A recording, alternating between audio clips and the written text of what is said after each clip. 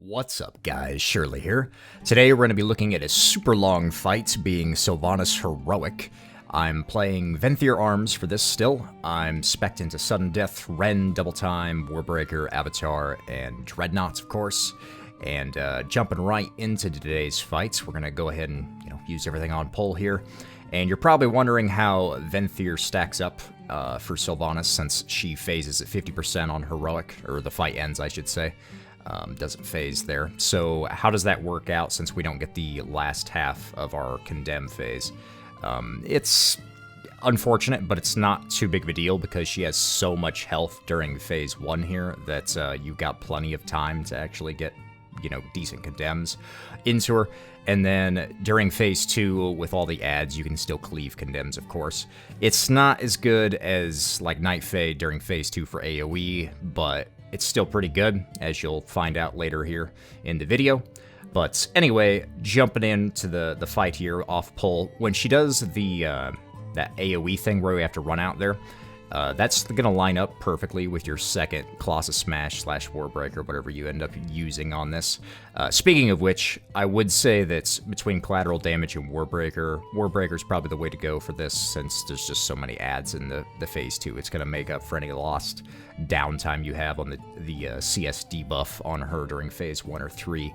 But anyway, you want to save that first Warbreaker for that first AoE thing to go out so you're not wasting up time with it. Another thing you can do is, you got your Heroic Leap up for every one of those, so you might as well use it and get some more damage on the boss here. Right, this is the second one, the Veil of Darkness here. I'm going to go ahead and jump out.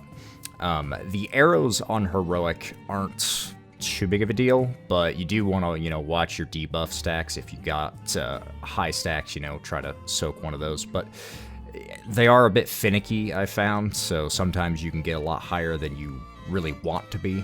So we try to push through this phase as fast as possible so we can avoid another set here before the transition.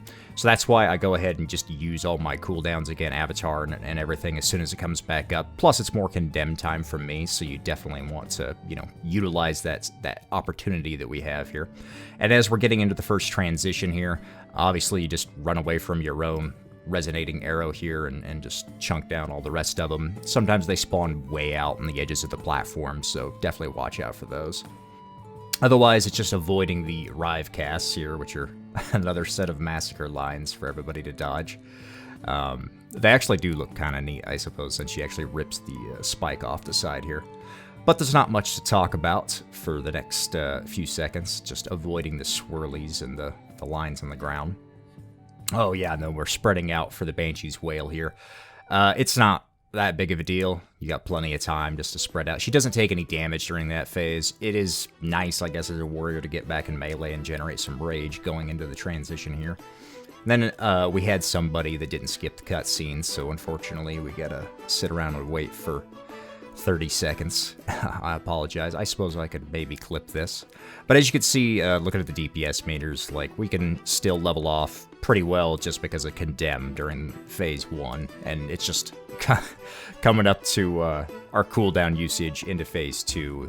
Another reason why we use Avatar and everything immediately on the first phase is because by the time we actually hit something again during phase 2 here, we got all of our cooldowns back up. It's going to be over a minute and a half. So yeah, I'm going to go ahead and usually use my leap here just to get ahead of everyone. It's not really necessary, but eventually when she does the AoE whale thing and we all have to spread out again, as a warrior, it's just nice to get ahead of the pack. Obviously, we're just trying to avoid the little waves here during P2, just waiting on Jaina or Thrall to make a bridge for us. Throw up a cheeky spell reflect in case I get clipped by something. But she doesn't take any damage here still, so we're just going to move our way up. We do have to remember to kick the Ruin cast here, preferably at the end. And this is where we can go ahead and do our first burn during P2. She does take like 99% reduced damage when you immediately get on her there, so don't go ahead and blow everything and just waste your first like 2 or 3 seconds of Warbreaker. Wait a few seconds for that damage absorption on her to go away. And then we're going to go ahead and use all of our cooldowns again into the end of our Condemn window, actually, here, which is really nice. So we still get good damage before she does the Veil of Darkness. This thing right here, if you can get your raid to do it, you definitely want everybody to stack up for that entire duration of that cast until like at least the first one of those dark circles goes out on the ground. Otherwise, they're going to stagger when they spawn. So you'll get a situation where they'll just 1, 2, 3 in a row, and it's really hard to run all the way out without movement speed abilities to do that. So you definitely want to wait around as a group before you run out with that. They'll be spread out for the next Veil there. She doesn't take any damage at that point, so it's okay to just start running for the next platform here. And now we get our first set of ad spawns here. So I've got Warbreaker, and I saved my Bladestorm for this particular moment here. We're going to get on the Soul Judge here. He's our priority, and just cleave down everything. Frankly, these guys, as long as you're interrupting casts and stuff, they just kind of go down. It's not that big of a deal. She does do another set of those dark swirls there, so if you can stack up like by the end of the bridge like we were there, that helps a lot for spreading out when those things go out.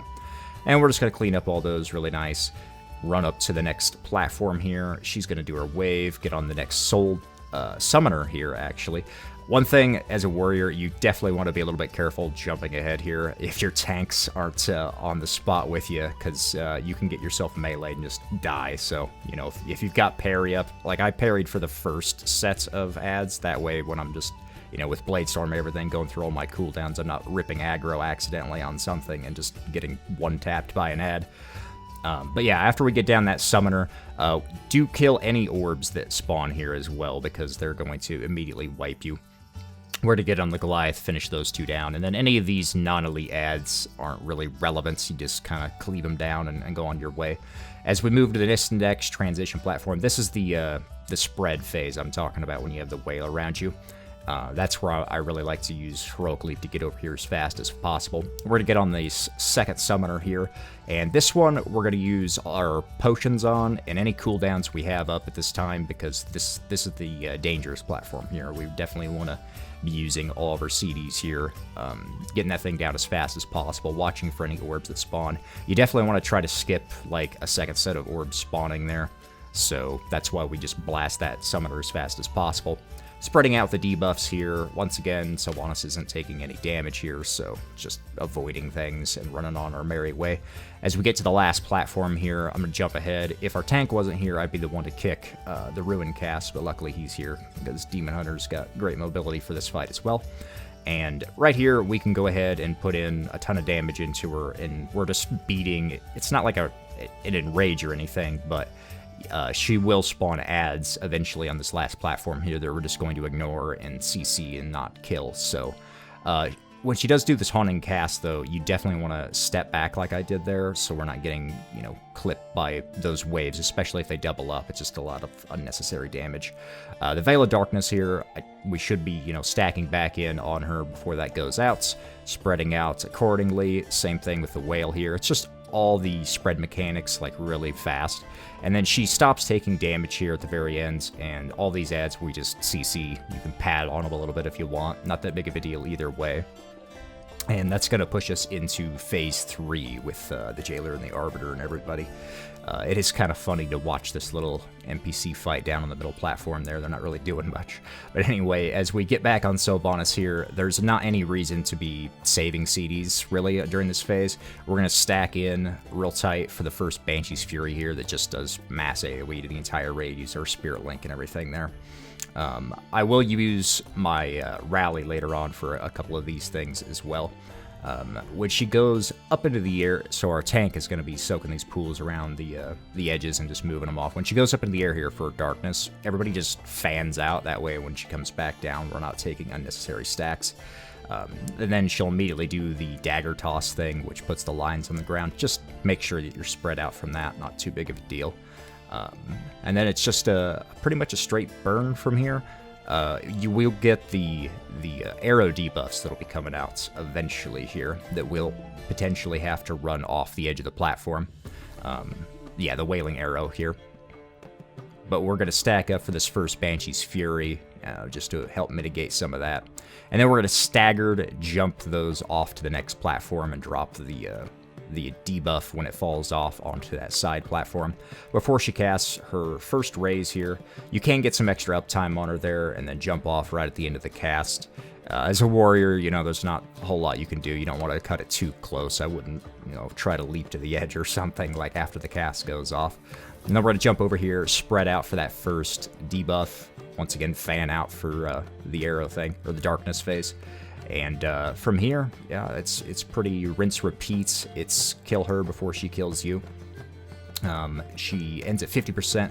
I will say it's nice that they kind of fixed the bug that was happening the first week, which was she would fly up in the air between the raise transitions and just not come down for a solid 10-15 seconds, so that's nice. That definitely broke up the flow of the fight.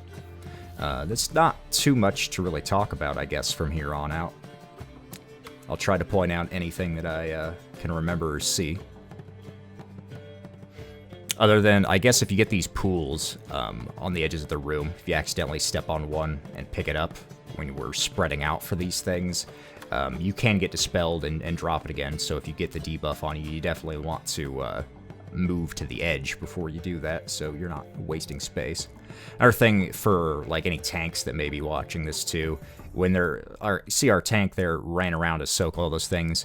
If they're already on the edge of the platform, it's not worth wasting your time or everybody else's space, really, to pick up the ones that are already on the edge just to move them. It's better to grab anything that's on the central part of the platform itself to move it to the edge, just so you're not wasting space, like right here.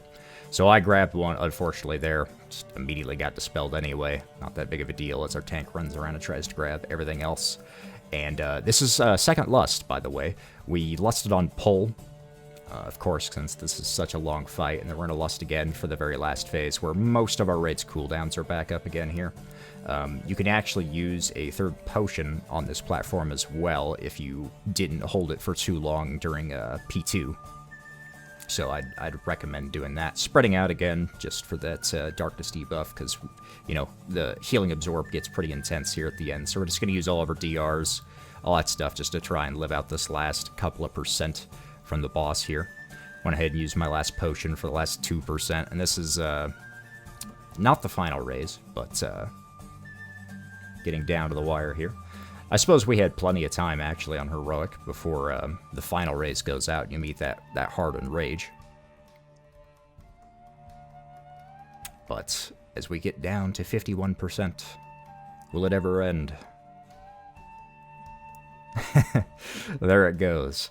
That's Sylvanas Heroic. That's going to be a doozy on Mythic. But if you have any questions, feel free to leave them down below. Thanks for watching, and I'll see you next time. Peace.